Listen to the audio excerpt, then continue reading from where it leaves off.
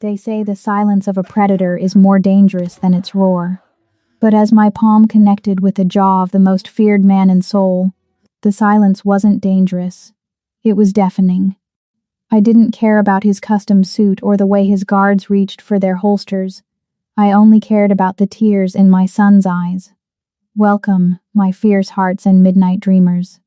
If you've been riding with me, you know we don't do boy meets girl here. We do predator meets the one woman dangerous enough to tame him. We do the kind of chemistry that's mixed with gunpowder and bad decisions. Today, we aren't just unboxing a romance. We're unboxing a war zone. You're about to witness a collision between a woman who will burn the world for her son and a mafia lord who just realized his greatest weakness shares his Dina. Hit that like button before the first shot is fired. Subscribe because your obsession starts right now, and smash that notification bell, because in this world, silence gets you killed. Now, let's watch the Dragon of Busan meet his match. The stinging sensation in my hand was the only thing grounding me to reality. The rest of the Grand Hyatt's ballroom had dissolved into a blurred vignette of diamonds, tuxedos, and shocked gasps. 5 seconds ago, I was Janiyah Wright, the respectable head pediatric nurse at St. Mary's International, sipping tepid, sparkling water and hoping the donors would open their checkbooks for the new oncology wing. Now, I was the woman who had just assaulted a man who looked like he owned the air we were breathing. I didn't look at him. Not yet. My gaze was anchored to the floor where Cassian, my 5-year-old world, was dusting off his knees. He hadn't even scraped them. He had just tripped over the hem of a heavy velvet curtain while chasing a rogue balloon. It was a nothing moment. A child's clumsiness. But he had made it something else. "Get up," the man had said. The voice had been a low baritone, wrapped in silk and cruelty. "Tears are a waste of hydration. Stop crying like a weakling." That word, weakling. It triggered a protective rage in me that bypassed logic, bypassed fear, and went straight for the throat. Cassian wasn't weak. My son could recite the periodic table before he could tie his shoes. He had endured fevers that would break grown men without making a sound. He was crying because he was embarrassed, not because he was hurt. I grabbed Cassian's shoulder, pulling him behind the flared skirt of my emerald gown, finally lifting my eyes to the man I had just struck. The first thing I registered was the sheer size of him. He was towering, built like a fortress wrapped in a bespoke black suit that probably cost more than my nursing school tuition. His hair was swept back, severe and dark, framing a face that was devastatingly handsome and utterly terrifying. High cheekbones, a jawline sharp enough to cut glass, and now, reddening slightly where my hand had made contact. Around us, the air pressure seemed to drop. 6 men in matching earpieces materialized from the shadows, their hands sliding inside their jackets. I knew that motion. I worked in the ER long enough to know what comes after that reach. "Ma'am, step back," one of the guards barked, his voice tight with panic. Not panic for him, panic for me. I didn't step back. I stepped forward. "He is 5 years old," I hissed, my voice steady despite the adrenaline flooding my veins. He tripped. He didn't fail a tactical assessment. He fell down. The man in the suit slowly turned his head back to center. He didn't look at his guards. He didn't look at the crowd whispering behind their champagne flutes. He looked at me. His eyes were dark voids, devoid of light, devoid of mercy. For a split second, a shiver of déjà vu rattled my spine. A ghost of a memory, a scent of sandalwood and rain, but I crushed it. The man I loved 6 years ago was dead, buried in a plot I was never allowed to visit. This man was just another rich bully who thought the world existed to be stepped on. "Do you know who I am?" he asked. His English was perfect, clipped and cold. "I don't care if you're the emperor of the universe," I snapped, pointing a manicured finger at his chest. "You do not speak to my son that way. You do not shame a child for being a child. If you want to bully someone, try someone your own size. Oh wait, that would require courage, wouldn't it? A collective gasp went through the room. Someone dropped a glass. It shattered, the sound echoing like a gunshot. The guard closest to him stepped in, a gun half drawn. Boss, I'll handle. The man raised a single hand. The guard froze instantly. The control he commanded was absolute, terrifying. He took a step toward me. The scent hit me then, expensive tobacco, cold air, and something dangerously masculine. My heart hammered against my ribs, but I refused to blink. If I was going to die tonight in front of Seoul's elite, I would die standing between this monster and my son. Courage. He repeated the word as if tasting it. He reached up, his thumb brushing the corner of his lip where I'd struck him. You have terrible survival instincts, miss? Right, I said, lifting my chin. And my instincts are fine. I just have a low tolerance for arrogant pricks. He stared at me. For a long, agonizing moment, he just stared. I expected anger. I expected him to snap his fingers and have me dragged out. But instead, his eyes narrowed, scanning my face with a clinical, almost predatory curiosity. It was as if he were trying to solve a puzzle he hadn't realized was missing pieces. Then, his gaze shifted. He looked past me, down. I stiffened, stepping sideways to block Cassian. But Cassian, my brilliant, curious, frustratingly brave boy, stepped out from behind my dress. Cassian didn't cower. He didn't cry. He adjusted his small bow tie, tilted his head to the side, and looked up at the towering giant with an expression of intense, calculating analysis. It was the same look Cassian gave complex Lego sets or difficult math problems. The man froze. The cold indifference on his face fractured. His eyes locked onto Cassian's. Cassian stared back, his small brow furrowing in that specific, serious way he always did when he was thinking hard. He crossed his little arms over his chest, a gesture so innate, so unconsciously arrogant, that it mirrored the man standing in front of him perfectly. The man's breath hitched. It was subtle, barely a tremor in his chest, but I saw it. He took a step closer to Cassian, ignoring the guards, ignoring me, ignoring the gala. He crouched down. He was eye level with my son now. The man reached out a hand, hesitating for the first time. He didn't touch Cassian, but his fingers hovered near the boy's face, as if sensing the heat radiating from him. He looked at the sharp arch of Cassian's eyebrows, the stubborn set of his jaw, the dark, intelligent depth of his eyes. You aren't crying anymore, the man said softly. It was inefficient, Cassian replied, his high voice clear and shockingly calm. And you're rude. The man didn't get angry. A slow, disbelief-laden smirk touched his lips. He looked up at me, standing to his full height. The coldness was gone, replaced by a burning, intense shock that made my stomach drop. He looked from Cassian to me, and then back to Cassian. He saw the birthmark on Cassian's neck, the small crescent moon shape. His hand went to his own neck, unconsciously touching the collar of his shirt where I knew, instinctively, a matching mark lay hidden. That fire in your eyes, he whispered, his voice rough, losing its polished edge. I've seen it in the mirror every morning of my life. He took a step toward me, invading my personal space, his gaze piercing through my soul, stripping away the years, the secrets, and the lies. Who are you, Janiyah Wright?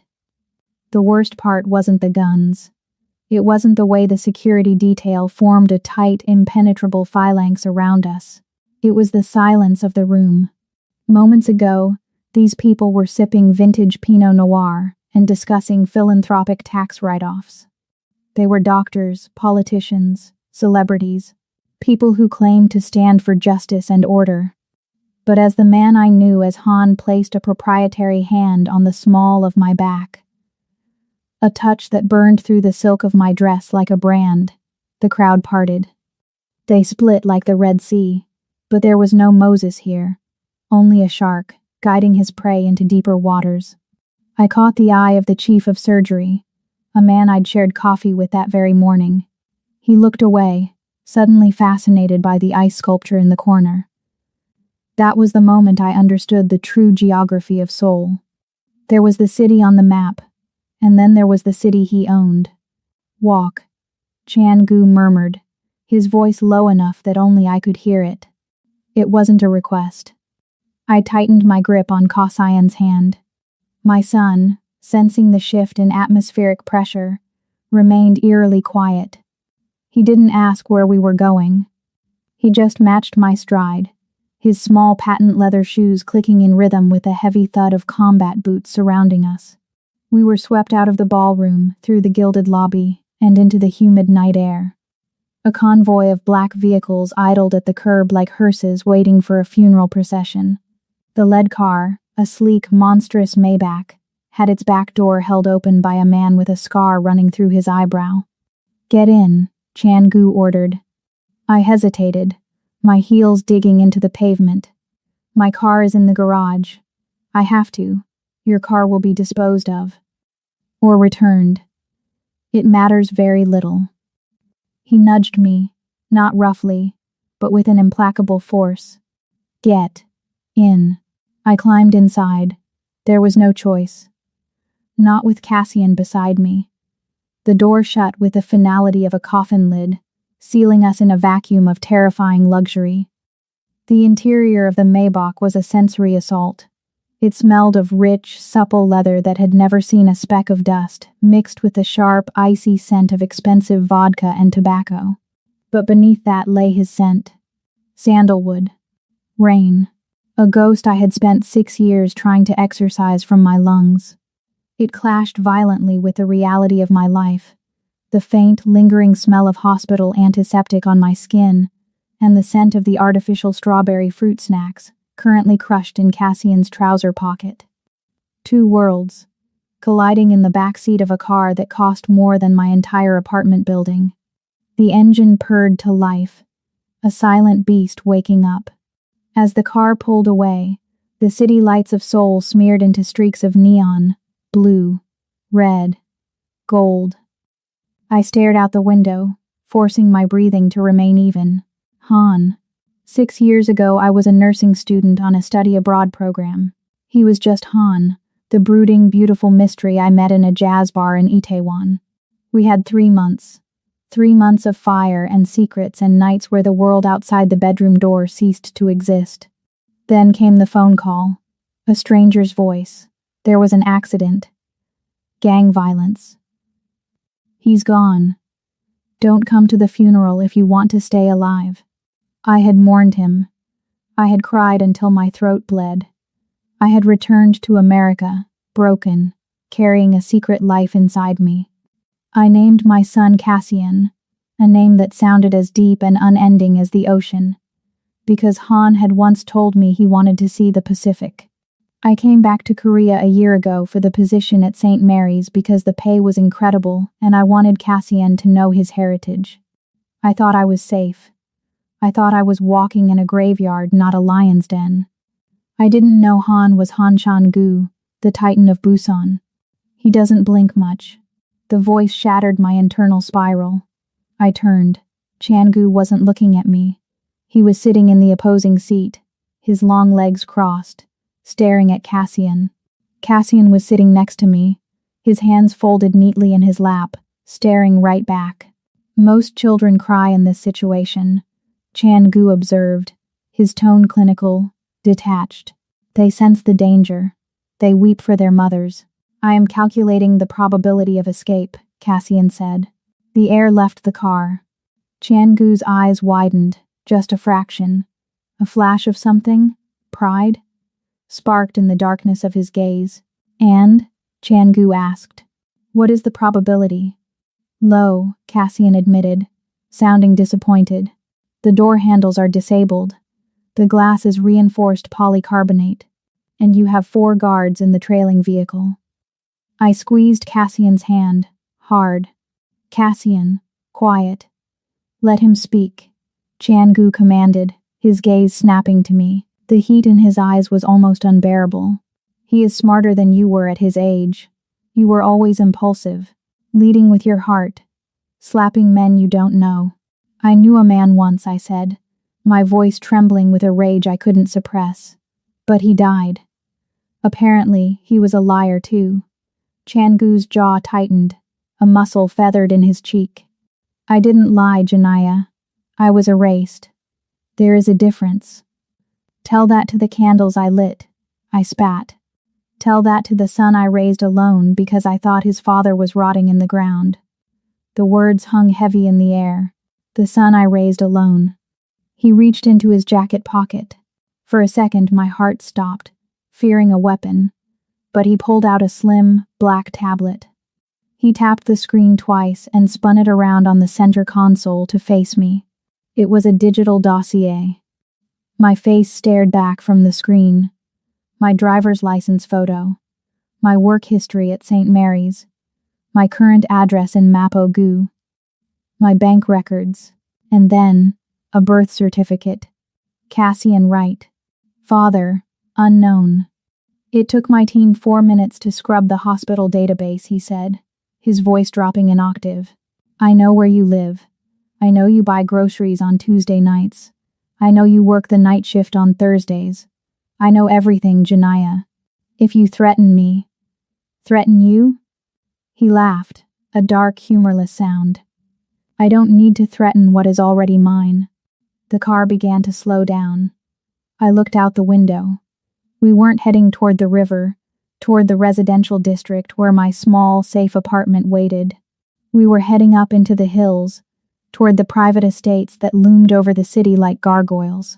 The iron gates of a massive compound were opening ahead of us. This isn't the way to Mapo, I said, panic finally bleeding into my voice. Take us home. Now. Changu leaned forward. He moved with the sudden blurring speed of a viper.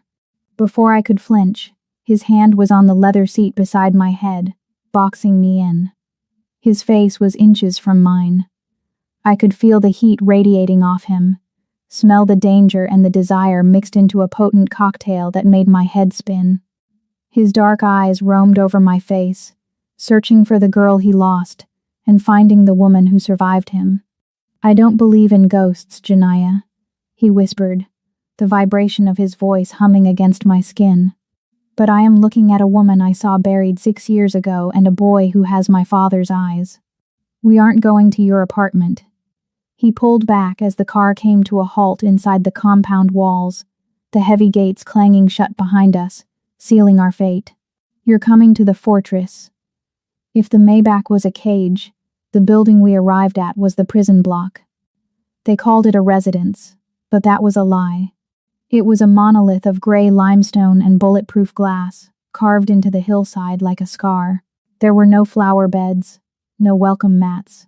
Only high walls topped with sensors and cameras that tracked our arrival with mechanical indifference. It was beautiful in the way a stealth bomber is beautiful, sleek, expensive, and designed to kill. The car stopped in a circular driveway that looked more like a helipad. The door clicked open. Cassian, I said, my voice tight. Stay close to me. I like the architecture, Cassian noted, looking up at the towering brutalist structure. It's very defensible. Changu stepped out, buttons his jacket. He didn't look at the house. He looked at the perimeter, his eyes scanning for threats that didn't exist. He signaled for us to follow. We walked into a foyer that could have swallowed my entire apartment complex. The floors were black marble, polished to a mirror shine that reflected our distorted silhouettes. The air was chilled, smelling of ozone and silence. But the silence didn't last. Boss. The shout came from the hallway to the left. A set of double doors burst open, and 3 men stumbled in, dragging a 4th man between them. The injured man was pale, clutching his abdomen, blood seeping through his fingers and dripping onto the pristine marble floor. Ambush on the south route, one of the men panted. They were waiting for the decoy car. Changu didn't flinch. He didn't rush forward. He stood perfectly still, his face a mask of cold fury. Is the doctor here? Traffic. The guard gasped. He's 20 minutes out. Minho is fading, boss. The injured man groaned, his knees buckling. They dropped him to the floor, the metallic smell of blood instantly overpowering the expensive cologne in the room. I looked at the man on the floor. He was young. Too young. His lips were turning blue. I didn't think. I didn't calculate. The part of me that was a frightened captive vanished, replaced instantly by the part of me that ran the busiest pediatric ER in Seoul. Put him flat, I barked, dropping Cassian's hand. Now. The guards froze, looking at me with confusion. Did I stutter? I shouted, stepping over the expensive rug and dropping to my knees beside the bleeding man. Lay him flat to maintain blood flow to the brain. You, I pointed at the biggest guard. Give me your belt. Now. I didn't wait for permission. I ripped the silk tie off the injured boy's neck and pressed it into the wound. He screamed. Keep pressure here, I ordered the guard holding him. I looked up at Chan-gu. He wasn't moving. He was watching me. His eyes were dark, dilated, fixed on my blood-stained hands. Don't just stand there posing. I need a med kit. Gauze, saline, hemostats if you have them. And get my son out of the room. Chan-gu blinked, the trance breaking. He snapped his fingers. Do as she says. Take the boy to the library. Mom? Cassian's voice wavered. Go, Cassian. I'm working. As the guards scrambled, obeying my commands with terrified efficiency, I went to work. I packed the wound, checked his vitals, and stabilized his crashing pressure. For 10 minutes, I wasn't a prisoner. I was the charge nurse. I was in control. By the time the house doctor rushed in, breathless and sweating, the bleeding had stopped.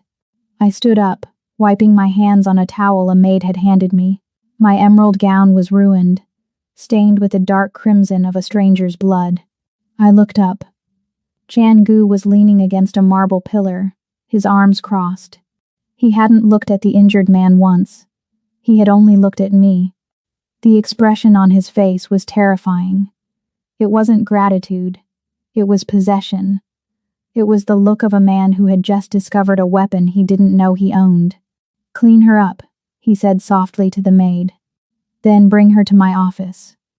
30 minutes later, I slammed the heavy oak door of his office shut behind me. I had scrubbed the blood off my hands, but I couldn't scrub away the adrenaline.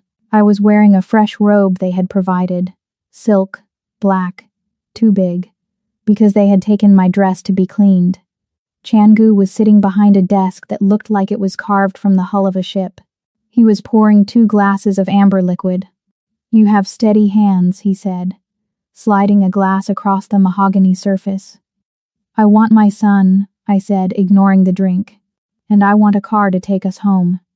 Home, he repeated. He picked up a remote and pressed a button. The wall behind him, which I thought was a solid panel, slid open to reveal a massive screen. On it was a live feed of an apartment building. My apartment building. I bought it, he said casually, taking a sip of his drink. I froze. What? The building. The land it sits on. I bought it 20 minutes ago.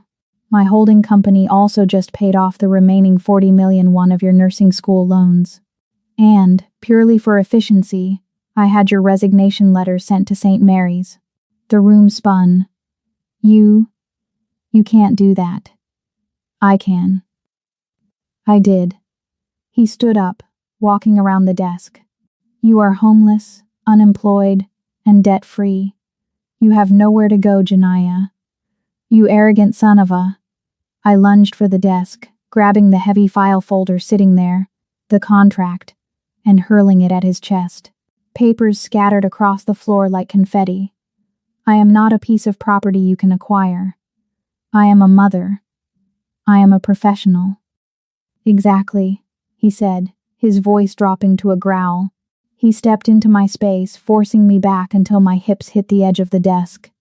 He didn't touch me, but he caged me in with his body, his hands planting on the wood on either side of my waist. You are a professional, he hissed, his face inches from mine. And I need a professional. You saved my man downstairs. You have fire. You have skills. I won't work for a criminal.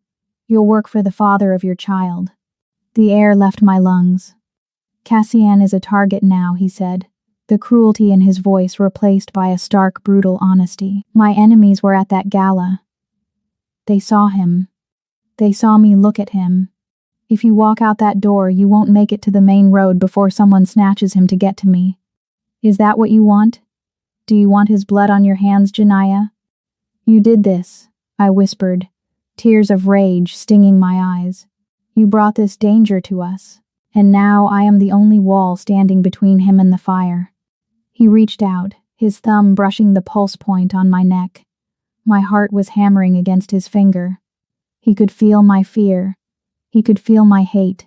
And God help me, he could feel the treacherous spark of electricity that still arced between us after 6 years of silence. "The job is simple," he murmured. "You stay here. You live here. You are his protector. You are my private medical consultant. You have full access to everything, except the exit. And if I refuse, you won't." He leaned in, his lips brushing my ear, his heat enveloping me completely. "You can hate me, Janaya. You can try to run. But every breath that boy takes is now protected by my blood. You signed your freedom away the moment you let me see his face. Sunlight didn't enter this house, it was permitted access. I woke up in a bed large enough to sleep a family of 5, tangled in sheets made of Egyptian cotton so high a thread count they felt like water against my skin. For a moment, just a split second between dreams and wakefulness, I reached out for the alarm clock in my cramped apartment in Mapogu. My hand hit cold, polished marble instead. Reality crashed back in. The gala, the slap, the fortress. I threw off the covers and marched to the walk-in closet. It was larger than my old kitchen, and it was full. Rows of garments hung like silent soldiers, silks, cashmeres, velvets. Everything was in my size. Everything smelled of lavender sachets and money. He was trying to dress a doll. I ran my hand over a backless evening gown that cost more than a kidney transplant. "Not today, Satan," I muttered. I bypassed the frills and the seduction pieces. I found a pair of high-waisted, wide-legged trousers in a severe slate gray and a crisp white blouse that buttoned to the neck. I didn't dress for a date. I dressed for a shift. If I was going to be the medical consultant, I was going to look like one. Dinner was an exercise in absurdity. The dining table was a slab of obsidian long enough to land a plane on. Chan Gu sat at the head, looking like a king on a dark throne. Cassian and I were seated to his right, the distance between us and him feeling like a canyon. The silence was only broken by the clink of silver against china. Servants moved like ghosts, placing plates of Wagyu beef and truffle-infused potatoes in front of us. I stared at the plate. Then I looked at the chef, who was hovering nervously by the door. "This is a pediatric cardiac nightmare," I announced. The chef stiffened. Chan Gu stopped cutting his steak. "Excuse me?" Chan Gu asked, his voice low. "The sodium content in this sauce alone is enough to spike a hypertensive crisis," I said, pointing my fork at the meat. "And for a 5-year-old? His kidneys are still developing. He needs balanced macros, not a heart attack garnished with gold leaf." I looked at Chan Gu. "You want him protected? Start with his arteries. Get us some steamed vegetables and grilled chicken. No salt." The chef looked terrified, waiting for the execution order. Chan Gu stared at me. He chewed slowly, swallowed, and then a ghost of a smirk touched his lips. He looked at the chef. "You heard the consultant. Vegetables. No salt." As the chef scrambled away, Chan Gu leaned back, swirling his wine. "You are difficult to please, Janaya. I'm not here to be pleased." I shot back, cutting Cassian's meat into tiny pieces. "I'm here to keep my son alive, even if it's from your hospitality." After dinner, we retreated to the playroom. If my apartment was a shoebox, this room was a toy store. It had floor-to-ceiling shelves of Lego sets, rare action figures, and a coding station that rivaled NASA's setup. But despite the abundance, the room felt sterile, cold. Cassian sat in the center of the plush rug, dismantling a complex robotic arm he'd found. He was quiet. Too quiet. He hadn't spoken since we arrived. I sat on the window seat watching him, my heart aching. He was internalizing the stress. He was like a little sponge soaking up the tension of this house. Then I felt it, the prickle on the back of my neck.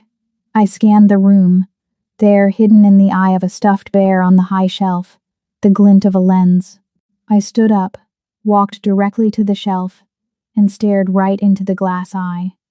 "I know you're watching," I said, my voice sharp. "You sit in your tower staring at screens like a coward. If you want to know him, come down here. Stop studying him like a lab rat and talk to your son." I held the gaze for 10 seconds. Then, the heavy door behind me clicked open. I turned. Chan-gu stood there. He had ditched his jacket. His sleeves were rolled up to his elbows, revealing forearms corded with muscle and a tattoo of a dragon winding around his wrist, a mark I remembered tracing with my fingertips a lifetime ago. He didn't look at me. He walked past me, carrying the scent of sandalwood and rain, and sat down on the rug opposite Cassian. Cassian didn't look up. He was struggling with the servo motor of the robot arm. It wouldn't align. Chan-gu watched him for a long minute. He didn't coo. He didn't use a baby voice. "The torque is too high," Chan-gu said. His voice was deep, rumbling in the quiet room. Cassian paused. He looked at the robot, then at Chan-gu. "It needs to grip," Cassian said, his brow furrowed. "It can't grip if the gear strips," Chan-gu countered. He reached out. "May I?" Cassian hesitated. He was possessive of his projects.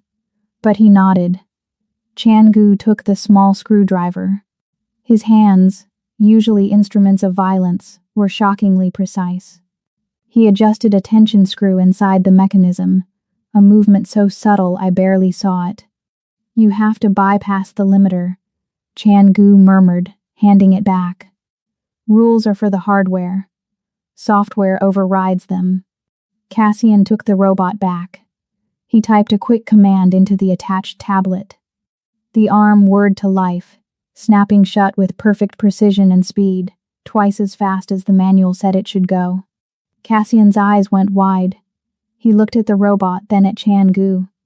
The admiration in his face was instant and terrifyingly pure. "You hacked it," Cassian whispered. "I optimized it," Chan-gu corrected.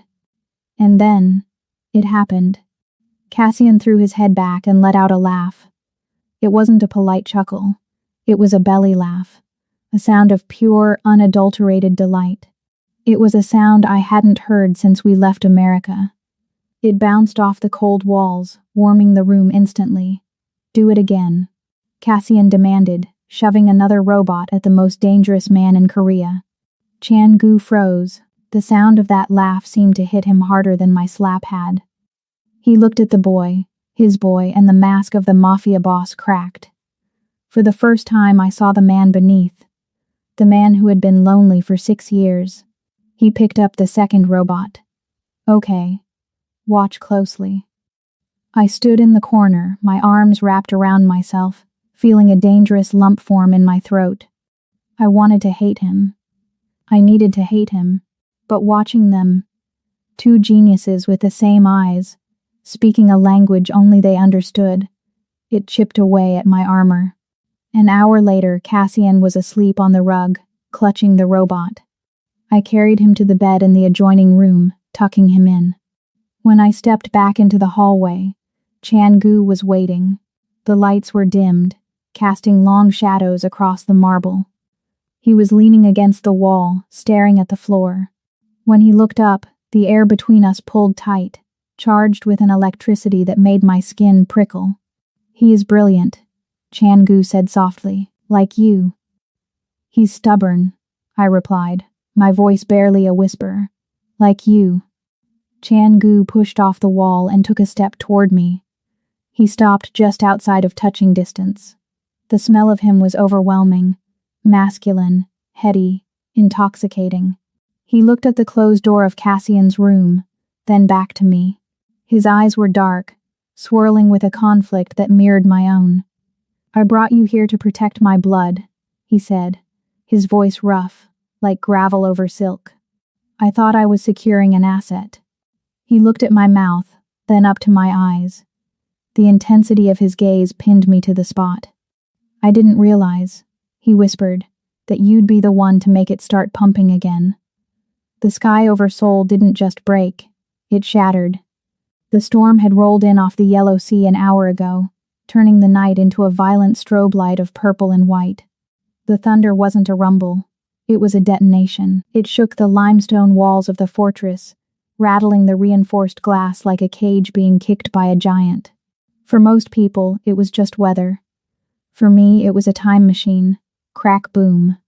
I flinched, dropping the glass of water I'd been trying to drink in the sanctuary of my bathroom. It smashed against the tile, but I didn't hear it. I heard the echo of mortar fire. I smelled cordite and burning rubber. The phantom ache in my left shoulder flared, a sharp biting pain that had nothing to do with barometric pressure and everything to do with a life I had buried under scrubs and nursing degrees. I couldn't stay in the bedroom. The walls felt too close, too much like a bunker. I tightened the sash of my silk robe, a sliver of silver fabric that felt like a second skin, and opened the door. The hallway was dark, the only light coming from the lightning flashing through the skylights, illuminating the marble floor in brief ghostly bursts. I walked toward the main salon. I needed space. I needed to see the storm, to prove to my racing heart that the explosions were just nature, not man-made. I wasn't alone. The main salon was a cavern of shadows. The floor-to-ceiling windows offered a panoramic view of the violence outside. Standing in front of them, silhouetted against the chaos, was Chan-gu. He held a tumbler of amber liquid in one hand. The other rested against the cool glass of the window. He was watching the lightning strike the hills with a stillness that was unnatural. He looked like he was commanding the storm, or perhaps negotiating with it. I should have turned back. But my feet were bare, silent on the rugs, and I was drawn to him like a moth to a flame that would inevitably burn its wings. "You can't sleep," he said. He didn't turn around. He didn't have to. The man had the senses of a wolf. "The thunder is loud," I lied, my voice steady but husky. Liar. He turned then. A bolt of lightning tore through the sky, flooding the room with a harsh, blinding white light. It stripped away the shadows. It stripped away my defenses. The robe I wore was thin. The light cut through the silk. But more importantly, it caught the exposed skin of my shoulder where the fabric had slipped. There, marred against the smooth, dark skin of my deltoid and trailing down toward my scapula, was a map of violence. A jagged, ugly keloid scar. It wasn't the clean slice of a surgical scalpel. It was the messy, chaotic tear of shrapnel. A souvenir from a medical mission near the DMZ that the official record said never happened. Chan-gu froze. The glass in his hand tilted, the ice clinking softly. His eyes, usually so guarded, went wide. He wasn't looking at my face. He was looking at the scar. The darkness returned as the lightning faded, but the image was burned into the room. "Janaya," he breathed. The name sounded like a prayer and a curse. He set the glass down on a side table with a heavy thud and crossed the room. He moved with a predatory grace, closing the distance between us until I could smell the scotch on his breath and the heat radiating from his chest. I instinctively stepped back, pulling the robe up to cover myself. "Don't. Show me," he commanded. It wasn't a shout. It was a whisper wrapped in iron. "It's nothing. A car accident.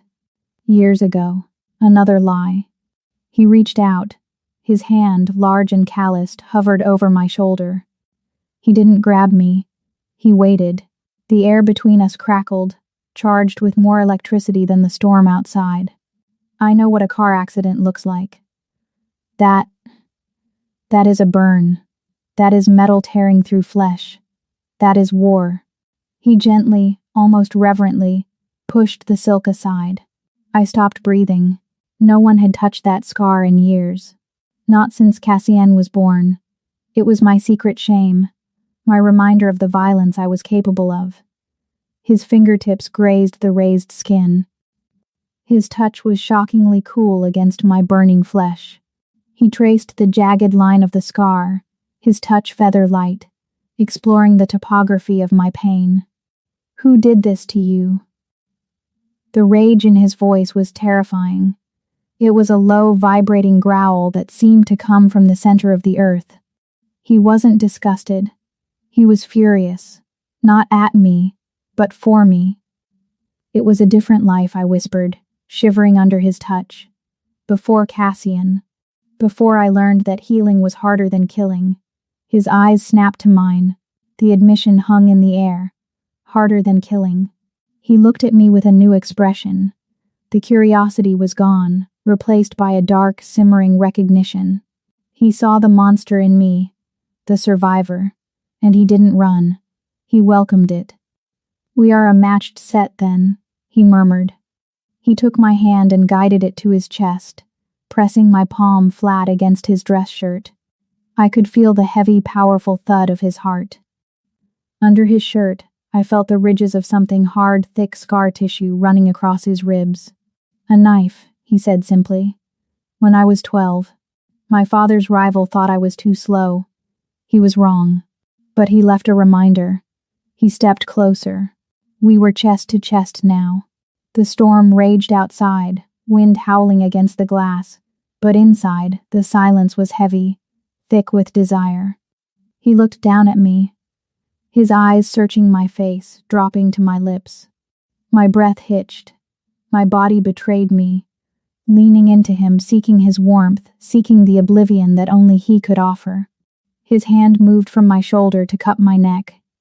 His thumb brushed my jawline. He lowered his head. I closed my eyes, tilting my chin up, waiting for the collision. His breath ghosted over my lips. Janaya. I could taste the scotch on his tongue. I could feel the danger. I wanted it. God, I wanted it. But then, he froze. The hand on my neck tightened for a split second, then released. He pulled back, putting a foot of cold, empty space between us. My eyes flew open. He was looking at me, his chest heaving slightly, his pupils blown wide with a hunger that terrified me, but his jaw was set in a line of brutal control. Go to sleep, Janaya, he rasped, his voice rough, like he was swallowing glass. Go back to your room. Chan-gu, go, he ordered, turning his back to me to face the storm again. He gripped his own wrist, the dragon tattoo flexing, as if restraining himself from reaching out again. Go before I forget that you are my employee. Go before I forget that you are only Cassian's mother. I stood there for a moment, trembling, my skin cold where his hand had been. The rejection stung, but beneath it I heard the warning. He wasn't sending me away because he didn't want me. He was sending me away because he wanted me too much. I pulled my robe tight, turned on my heel, and fled into the darkness, leaving him alone with the thunder and the ghosts we both couldn't outrun. My fierce hearts, the storm outside isn't the only one raging. What do you think Janaya's scars truly mean? And what life is she hiding? And that moment, was Chan-gu's touch a comfort, or a warning that he's getting too close to the truth? Let me know in the comments below. A dress is just armor with sequins. That's what I told myself as I stared into the full-length mirror. Chan-gu had sent a rack of pastel, docile gowns, the kind worn by women who smile and nod. I sent them back. If I was going into the lion's den, I wasn't going as a lamb. I chose a gown of my own selection, midnight blue velvet, structured and sharp, with a slit that ran dangerously high up my left thigh. It wasn't for seduction. It was for access. I lifted the heavy velvet hem. Secured against my thigh by a black lace garter was a ceramic scalpel. Non-metallic. Undetectable by wands. Razor sharp. I was a nurse. I knew exactly where the femoral artery was. If anyone touched me, I wouldn't need to overpower them. I would just need to nick them in the right spot and wait 3 minutes for them to bleed out. I smoothed the dress down. I wasn't Janaya the nurse tonight. I wasn't even Janaya the mother. I was the ghost. Ready? Chan-gu stood in the doorway. He was wearing a tuxedo that fit him like a second skin, all sharp lines and expensive wool. He stopped when he saw me. His eyes raked over the dress, the exposed column of my neck, the dark lipstick I'd applied like war paint. You look. He paused, searching for the word. Lethal. That's the point, I said, grabbing my clutch. Let's get this over with. The business summit was held at the Floating Island Convention Center, a glass bubble sitting on the Han River. It was a gathering of the most powerful people in Asia, CEOs, politicians, and the shadow figures who pulled their strings. When we stepped out of the car, the air shifted. Chan-gu offered me his arm. I took it. His muscles were rock hard beneath the fabric. He pulled me close, closer than necessary, locking my body against his side. It wasn't a romantic gesture. It was a statement. Mine. We walked through the double doors. The room went silent. It was the same silence as the night of the slap, but heavier. Hundreds of eyes turned to us. They looked at the Dragon of Busan, the man who supposedly never forgave an insult, walking arm in arm with the woman who had publicly humiliated him. Keep your head high, Chan-gu whispered, his lips brushing my ear as we walked through the parting crowd. To your left, the man in the gray suit. Senator Kim. He takes bribes in Bitcoin. To your right, the woman in red. Madam Lee. She runs the Port Authority and hasn't paid a legitimate tax in 40 years. Charming friends you have, I murmured, forcing a smile that didn't reach my eyes. They aren't friends. They are food. He steered me toward the center of the room. His hand never left the small of my back. His thumb traced small possessive circles against the velvet of my dress, a constant reminder of his claim. It was infuriating. It was intoxicating. Han Chan-gu. The voice was like oil slicking over gravel. We stopped. A man blocked our path. He was older, with silver hair slicked back and a smile that showed too many teeth. He held a glass of champagne like a weapon. My blood ran cold. I recognized him from the dossier Chan-gu had shown me. Director Sang-hoon, the man who ordered the hit 6 years ago. The man who told me Han was dead. Director, Chan-gu said. The temperature in the room seemed to drop 10 degrees. Chan-gu didn't bow. He didn't smile. He went still, the absolute stillness of a tiger before the pounce. I didn't expect to see you here. I thought you were retiring. The world is too interesting to leave just yet. Sang-hoon chuckled. His eyes, milky and predatory, slid from Chan-gu to me. He looked me up and down with a sneer of undisguised contempt. And who is this?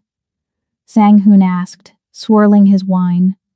I didn't know you had a taste for exotic imports. Is she the help? Or just a rental for the evening? The insult hung in the air, thick and ugly. Chan-gu's hand tightened on my waist. I felt the tension coil in his body, a spring about to snap. The guards behind Sang-hoon shifted, hands moving toward their jackets. Careful, Director, Chan-gu said softly. His voice was terrifyingly polite. You are speaking to my fiancé, and unlike you, I do not rent loyalty. I earn it. Sang-hoon laughed, a dry, rattling sound. Fiancé? A nurse? Come now, Chan-gu. Don't dilute the bloodline. You need a queen, not a servant who knows how to empty a bedpan. Chan-gu took a step forward. Violence was imminent. I squeezed Chan-gu's arm, stopping him. I didn't need a white knight. I had a scalpel on my thigh and a tongue sharper than any blade. I stepped forward, breaking Chan Gu's hold, and smiled at Sang-hoon. It was my best charge nurse smile, the one I used on drunk patients before I sedated them. Director Sang-hoon, isn't it? I said, my voice projecting clearly over the hushed crowd. He blinked, surprised I was speaking. Yes? I couldn't help but notice, I said, my eyes scanning his face clinically, the yellowing of the sclera in your eyes, the spider angiomas on your neck, the slight tremor in your left hand holding that glass. I took a step closer, invading his personal space. You speak of bloodlines, Director, but yours is currently poisoning you. That's late-stage liver failure, isn't it? If you don't stop drinking that champagne, you won't live long enough to worry about who Chan Gu marries. You'll be dead before the fiscal quarter ends. The crowd gasped. Sang-hoon turned a violent shade of red. He lowered his glass, his hand shaking visibly now that I had pointed it out. You insolent. I'm not insolent, I interrupted, linking my arm back through Chan Gu's. I'm a professional, and you, Director, are a patient running out of time. Enjoy the party. I felt Chan Gu's chest rumble. He wasn't growling. He was laughing. A silent, dark laugh of triumph. Music. Chan Gu barked at the orchestra. The band hurriedly struck up a waltz. Chan Gu swept me onto the dance floor before Sang-hoon could recover. He pulled me into his frame. His hand engulfed mine. We spun, the world blurring into a streak of gold and light. Liver failure? He murmured, his eyes dancing with dark amusement. Is that true? He has 6 months. Maybe 4, I replied, breathless. But I might have accelerated his stress levels. You are dangerous, Janaya. I told you. I'm not a doll. No, he whispered, pulling me flush against him so our bodies moved as one. You are a queen. For a moment, in the middle of the dance floor, I forgot the contract. I forgot the gunfight. I just felt him. The strength of his hand, the heat of his body, the way he looked at me like I was the only thing in the universe that mattered. Then, I saw it. Over Chan Gu's shoulder, up on the mezzanine balcony. A flash. Not a camera flash, the glint of a lens adjusting in the dark. A man in a maintenance uniform was tracking us. I stiffened. Chan Gu. Balcony. 3 o'clock. Chan Gu didn't look. He didn't break the rhythm of the waltz. He just spun us, putting his broad back between me and the shooter, shielding me with his own body. I see him, he whispered against my hair. Is it a sniper? Recon, he said, his voice dropping to a deadly calm. They are taking pictures. They want proof of your face. Proof of the weakness. What do we do? He pulled me closer, his grip bruising. Don't look up, he commanded. Smile. Smile like you love me. Smile like we are the happiest couple in Seoul. If they want a show, let's give them a tragedy. I looked up at him. I forced a smile onto my lips, but my eyes were wide with fear.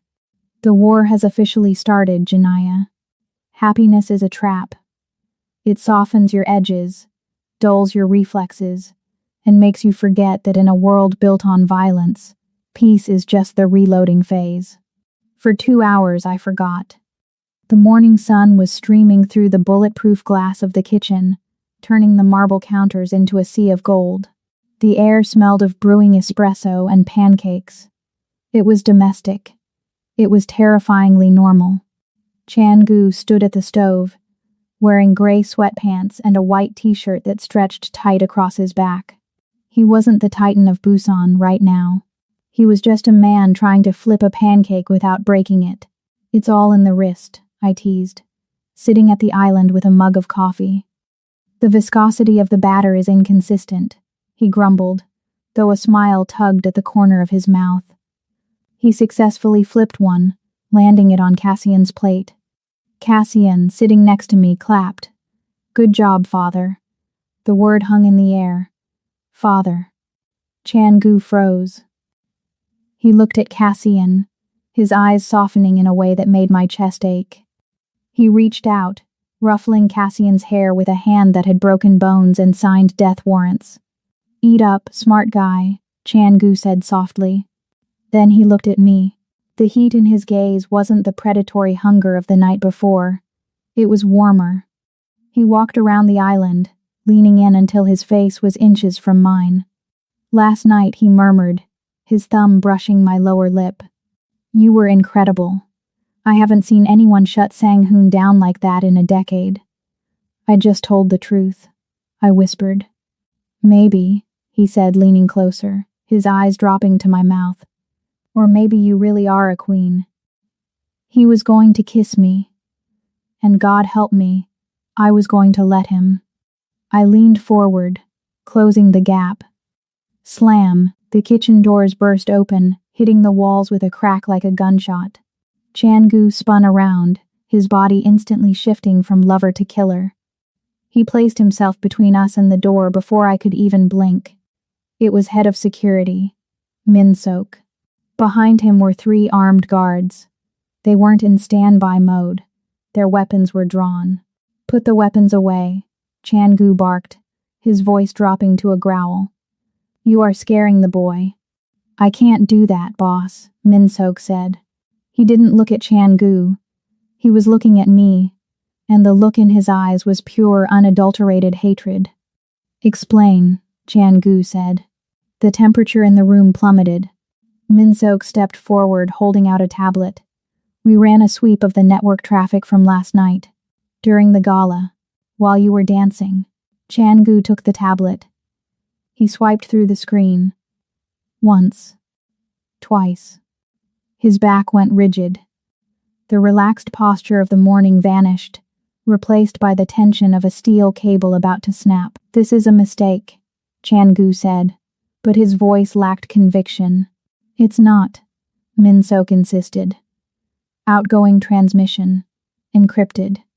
Level 5 masking. It originated from her phone, boss. The timestamps match the moment she stepped onto the balcony. Chan-gu turned slowly. The man who had looked at me with warmth 10 seconds ago was gone.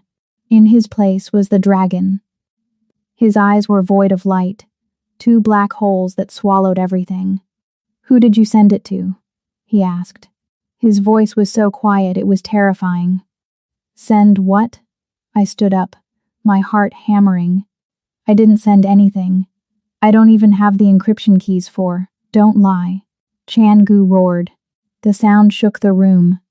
Cassian whimpered, sliding off his stool to hide behind my legs. Chan-gu threw the tablet onto the marble island. It slid across the surface, stopping right in front of me.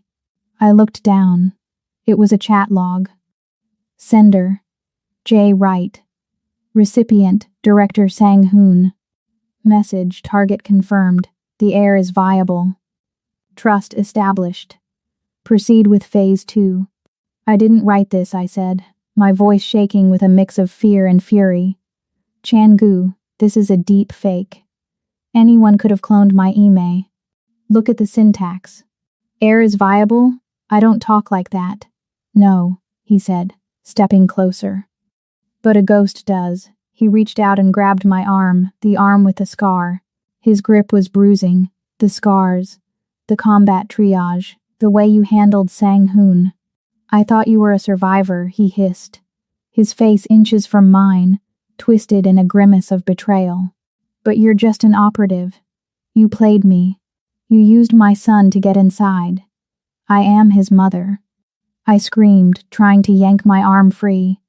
I would never put him in danger. You already have. He released me with a shove that sent me stumbling back against the cabinets.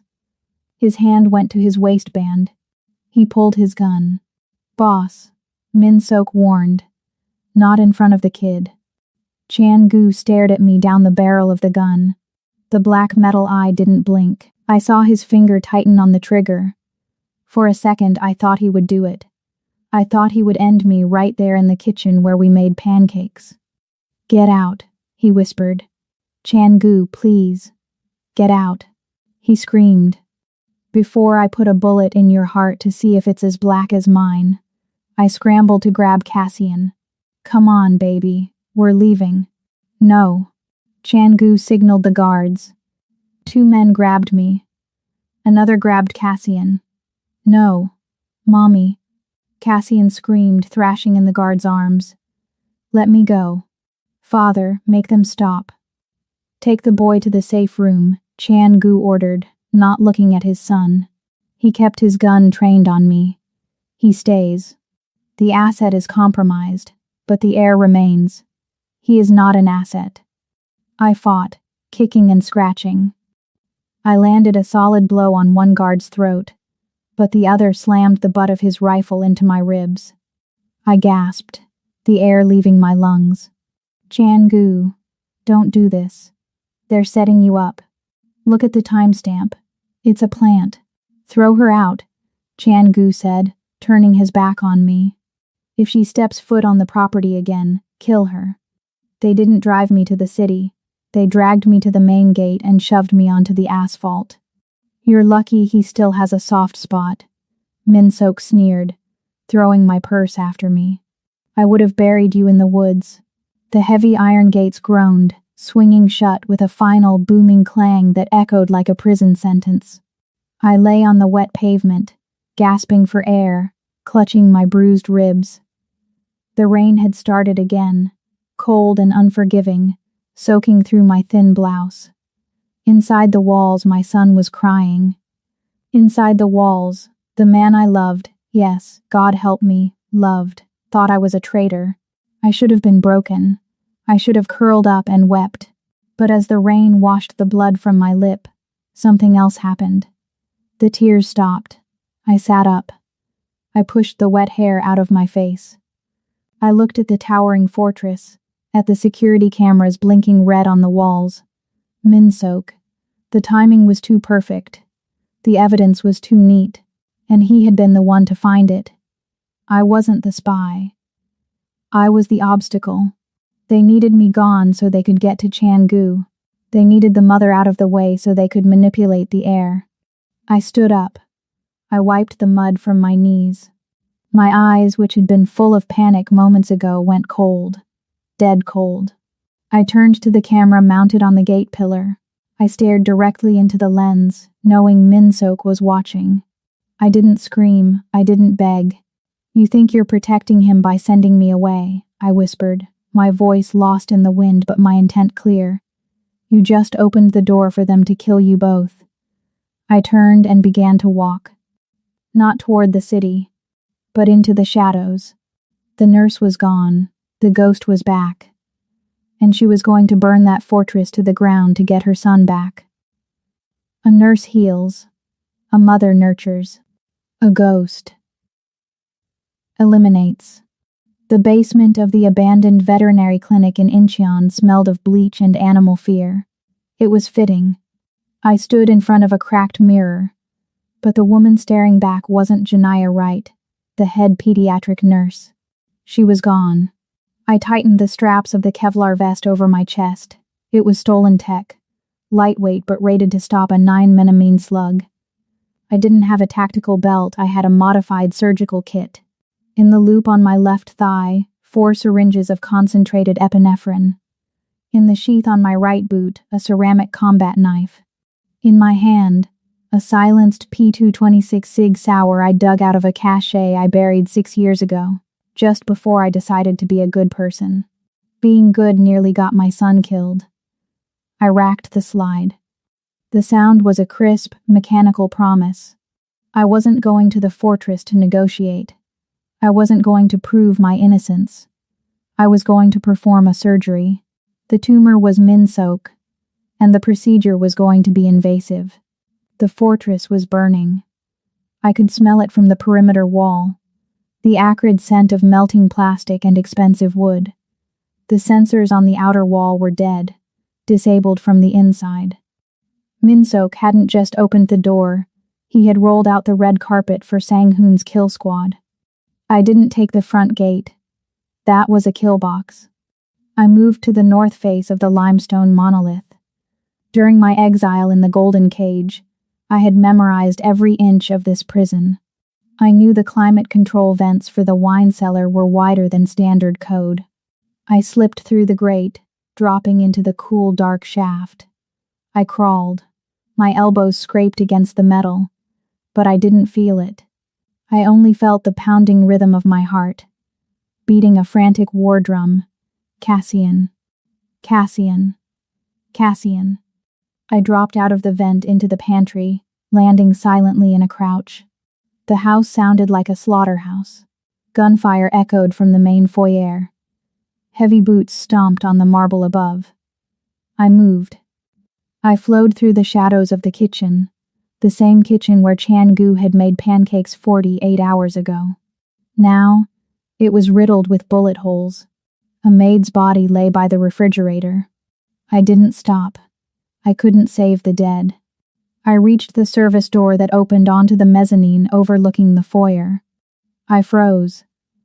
Below me, the grand entrance hall was a war zone. The obsidian floor was slick with blood. Bodies, Chan-gu's loyal guards, were scattered like broken toys. And there, behind an overturned marble table near the library doors, was Chan-gu. He was a wreck. His tuxedo shirt was torn, soaked in crimson at the shoulder. He was firing his handgun with his left hand, his right arm hanging uselessly by his side. He was pale, sweating, backed into a corner. 6 mercenaries in full tactical gear were advancing on him in a phalanx. They weren't rushing. They were toying with him. They knew the dragon of Busan was defanged. "Give up the boy, Han," one of them shouted, "and we'll make it quick." Chan-gu didn't answer. He just fired again, dropping a man. But his magazine clicked empty. He dropped the gun. He reached for a knife on his belt, swaying on his feet. He was going to die. He was going to die protecting the door to the room where he thought Cassian was safe. I pulled the pin on the flashbang I'd rigged from magnesium flares. "Close your eyes, Chan-gu," I whispered. I dropped the grenade over the railing. Bang! A supernova of white light detonated in the center of the foyer. The mercenaries screamed, clutching their eyes. I didn't wait for the ring to fade. I vaulted over the railing. I hit the floor in a roll, coming up behind the lead mercenary. Before he could blink the spots from his vision, I drove the ceramic knife into the gap between his helmet and his vest. Severed spinal cord. He dropped without a sound. I spun. 2 shots. Thwip. Thwip. The second and third men fell, holes in their temples. The fourth man, blinking blindly, swung his rifle wildly. I ducked under the barrel, sweeping his legs. As he hit the marble, I didn't shoot. I jammed a syringe of pure epinephrine into his carotid artery. His heart would explode in 30 seconds. The last 2 men scrambled back, realizing the predator had changed. I raised my weapon, my face a mask of stone. 2 clean shots. Silence returned to the foyer, broken only by the gurgling of the dying men and the heavy, ragged breathing of the man behind the table.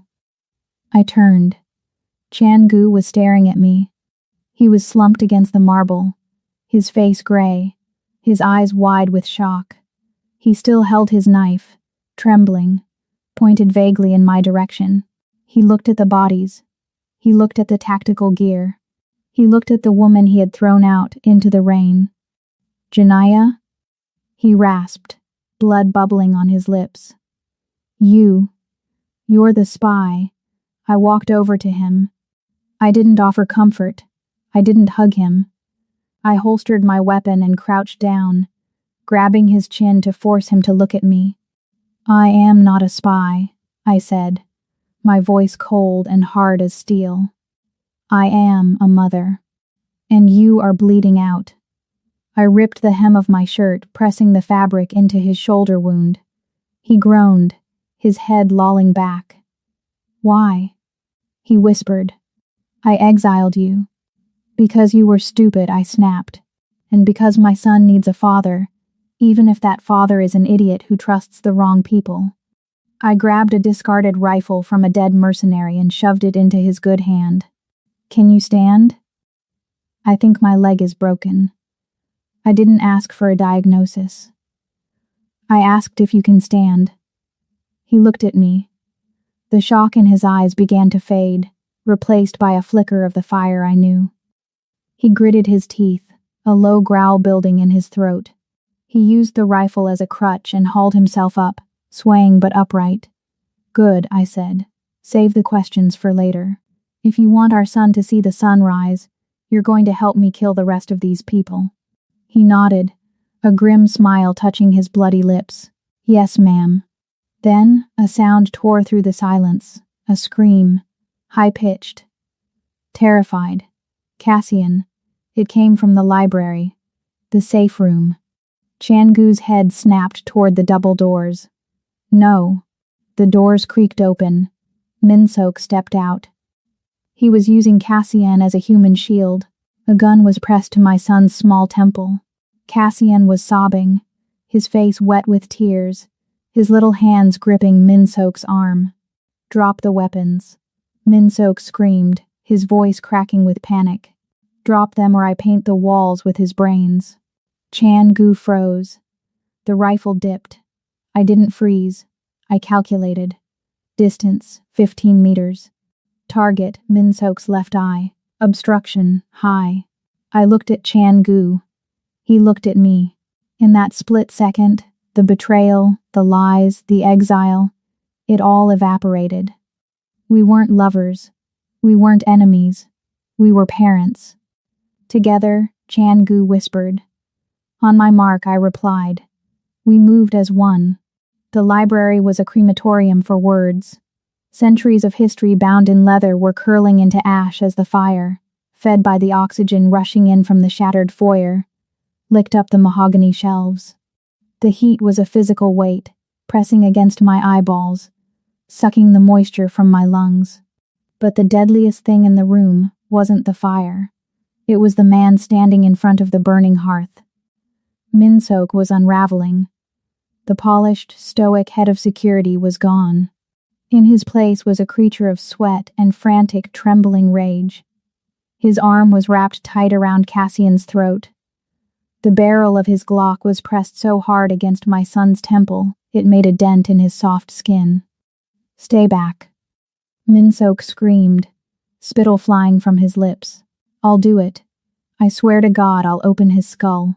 Changu stood 10 feet away, swaying like a broken tree in a gale. His blood was dripping onto the Persian rug, counting down the seconds of his life. But his gun was steady.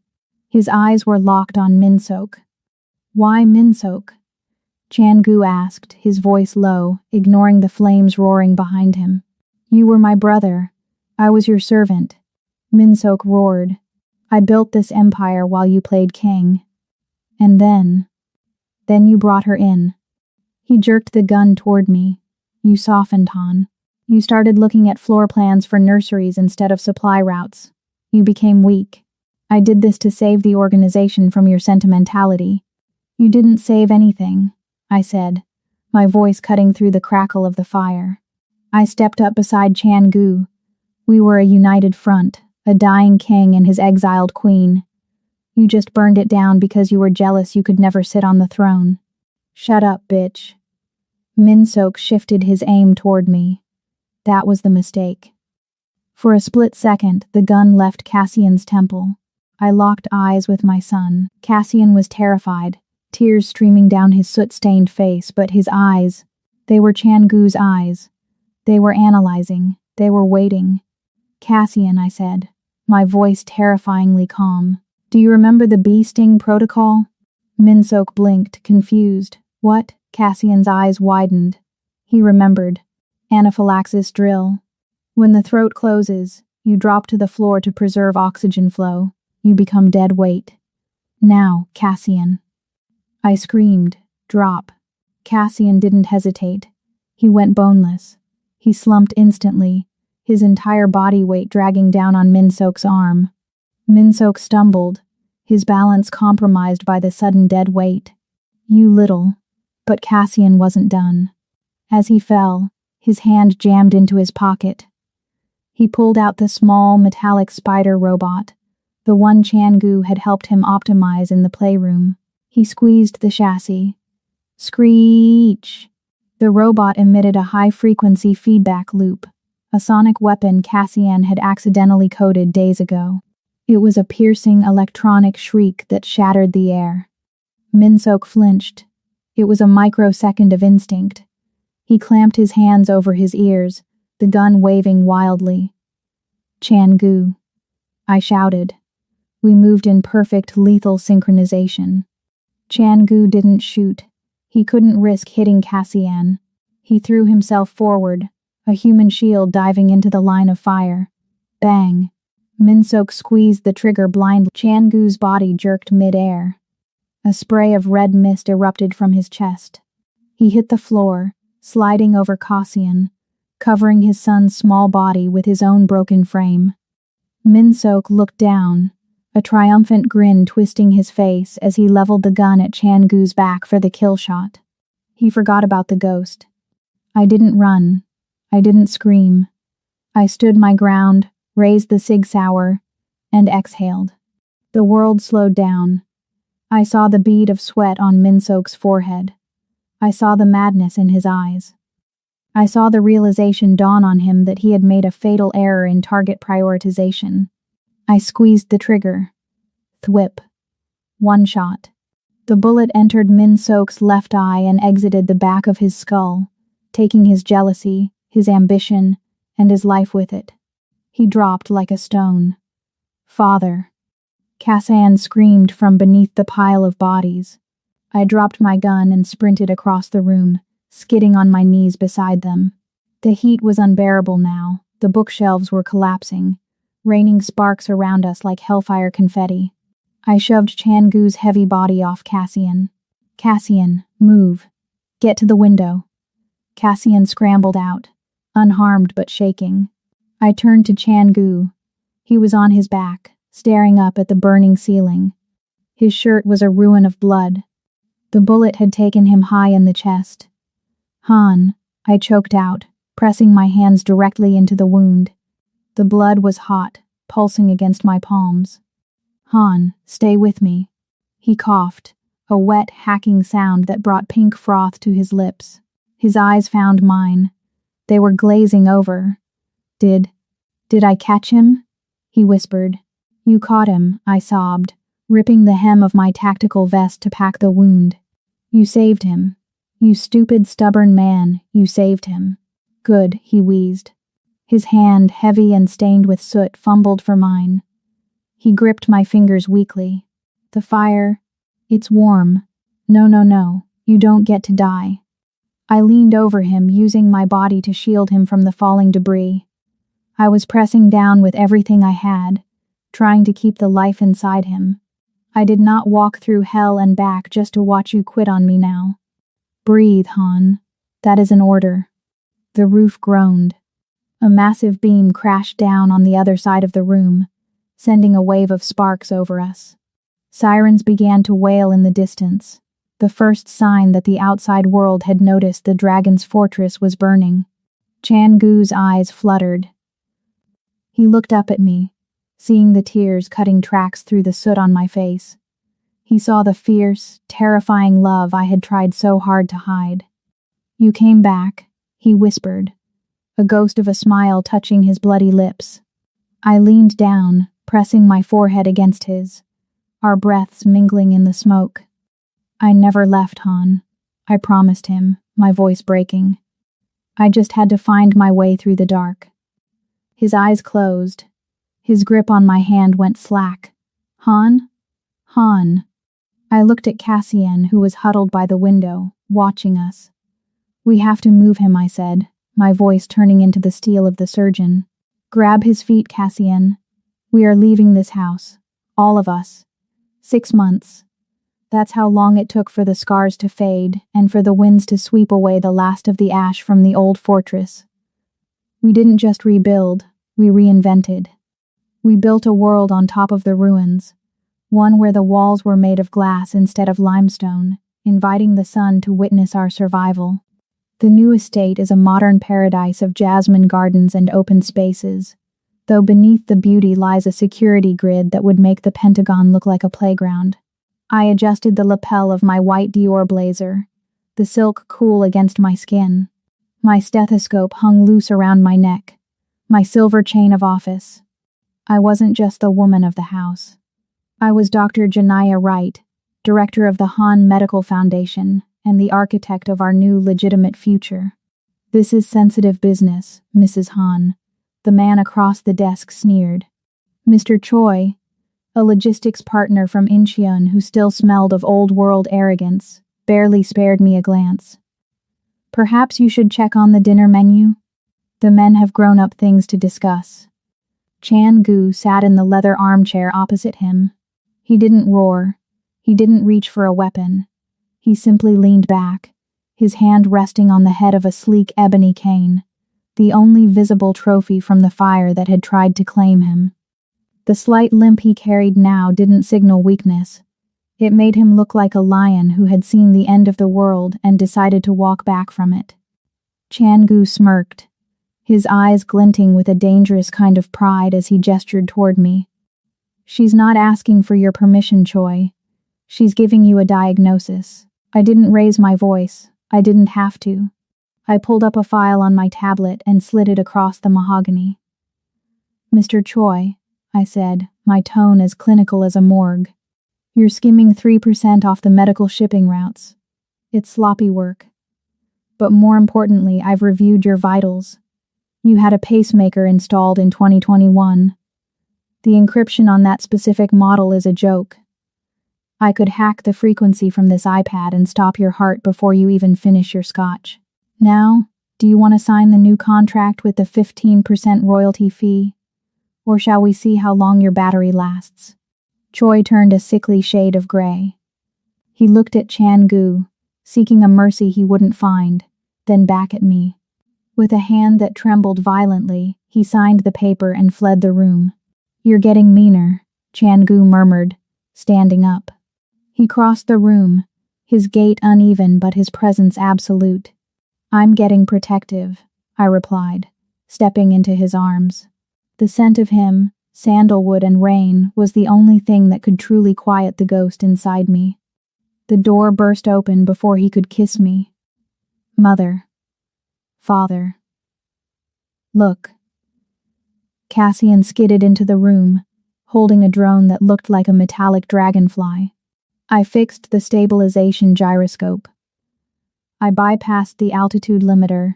It can hover silently for 3 hours now. Chan Gu laughed, a rich, unburdened sound that filled the house. He pulled Cassian into a one-armed hug, then looked at me over our son's head. His eyes were soft, the voids finally filled with light. He reached into his pocket and pulled out a small velvet box. Inside wasn't a delicate diamond, it was a heavy platinum band engraved with the Han family crest. For the partner who saved the Empire, he whispered, sliding the weight of it onto my finger, and the woman who saved my soul. I looked at the ring, then at the two men who were my entire universe. I used to clean up the blood of strangers for minimum wage. I used to be a ghost in my own life. Now, I run the city that tried to break me. The smell of bleach is a distant memory, replaced by the scent of jasmine, the heat of the man I love, and the future I fought to keep. But as the sun sets over the Han River, bathing the city in a bloody crimson glow, a sleek black motorcycle pulls up to the outer gates. The rider doesn't speak. He drops a heavy black envelope into the mailbox and disappears into the night like a shadow. Inside, tucked beneath the flap, is a single grainy photograph of me from my days as a ghost operative, covered in blood, holding a weapon, and looking very much like a woman who hasn't finished her work. Across the bottom, written in red ink that looks far too much like fresh blood, are 6 words. The past never stays buried, Agent Wright. See you in the spring.